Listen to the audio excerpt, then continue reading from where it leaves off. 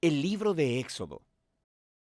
En el primer relato exploramos los capítulos 1 al 18, que nos cuentan la historia fundacional de cómo Dios rescató a los esclavos israelitas, confrontando y derrotando a Faraón, y proveyendo una salida de escape a través de la sangre del Cordero Pascual.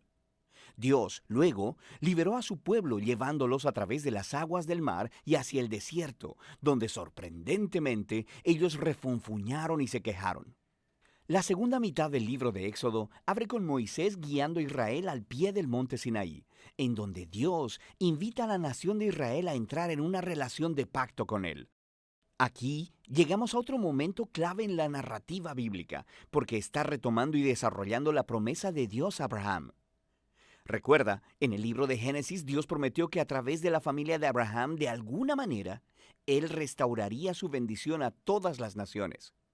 Y aquí aprendemos más. Dios dice que Israel obedece los términos del pacto. Ellos estarán tan moldeados por las leyes, enseñanzas y justicia de Dios que se convertirán en un reino de sacerdotes. Ellos se convertirán en los representantes de Dios y le mostrarán a todas las naciones cómo en verdad es Dios. El pueblo de Israel aceptó la oferta con emoción. La presencia de Dios se muestra en la cima del monte Sinaí en forma de nubes, rayos y truenos. Moisés sube como su representante y Dios empieza con los términos básicos del pacto, los famosos 10 mandamientos. Estos son como los términos básicos del acuerdo sobre cómo los israelitas y Dios se relacionarán entre ellos. Después de esto, viene otra serie de mandatos que explican los primeros 10 con más detalles. Hay leyes sobre la adoración de Israel, sobre la justicia social, sobre cómo deben vivir juntos. Todo ello para hacer de Israel una nación de justicia y de generosidad diferente de las otras naciones. Moisés escribe todas estas leyes y las trae al pueblo, quien, de nuevo, aceptó gozosamente entrar en este pacto con Dios.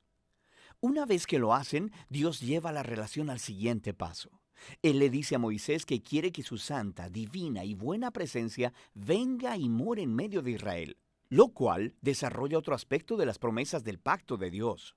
Recuerda, después de la rebelión de la humanidad en el Edén, perdieron el acceso a la presencia de Dios. Pero ahora, a través de la familia de Abraham, la presencia de Dios se hace de nuevo accesible a través de esta relación de pacto, primero con Israel y después de alguna manera con todas las naciones.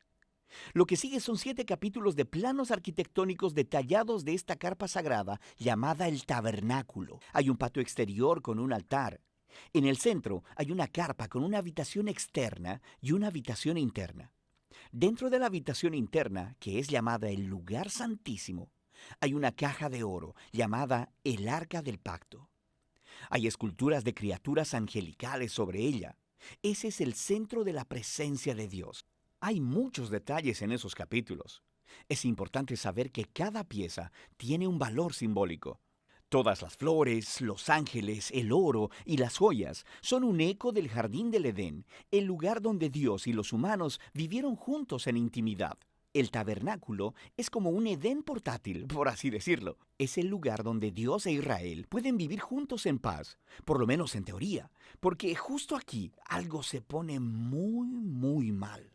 Israel rompe el pacto. Mientras Moisés está en la cima de la montaña, recibiendo los planos para el tabernáculo, abajo en el campamento, los israelitas están perdiendo la paciencia.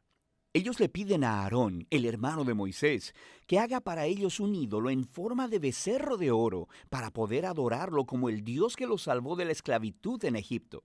La presencia de Dios está justo ahí, en la cima de la montaña. Ellos pueden verla, pero están ahí abajo, rompiendo los 2 primeros mandamientos del pacto que acaban de acordar. No tener otros dioses y no hacerse ídolos. Lo que sigue es muy importante. Dios sabe lo que está pasando allá abajo. Primero invita a Moisés a compartir su propio enojo y dolor. Le dice a Moisés lo que quiere hacer: eliminar a Israel.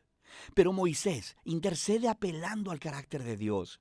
Él dice, primero que nada, destruir a Israel significaría retractarte de tus promesas, del pacto con Abraham. Y luego Moisés apela a la reputación de Dios entre las naciones. ¿Qué pensarán si ven que destruyes a tu propio pueblo? Dios acepta la intercesión de Moisés y desiste, aunque sí aplica juicio sobre aquellos que instigaron a la idolatría. Él perdona a la nación completa y promete renovar su pacto. Es en este punto de la historia que Dios, por primera vez, le describe a Moisés su propio carácter. Él dice, el Señor es compasivo y clemente, lento para la ira y grande en su fidelidad al pacto.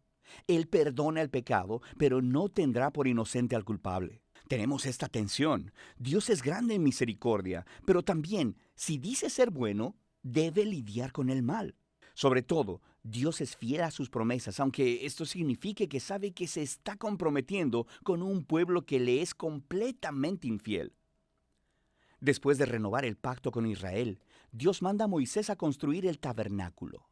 Una vez más, tenemos 5 largos capítulos describiendo en detalle la construcción del tabernáculo. Todo se une en el capítulo final, cuando el tabernáculo es terminado. La divina y gloriosa presencia de Dios viene y se posa sobre la carpa, y nuestras esperanzas son altas. Moisés se dirige hacia la carpa para entrar, y no puede hacerlo.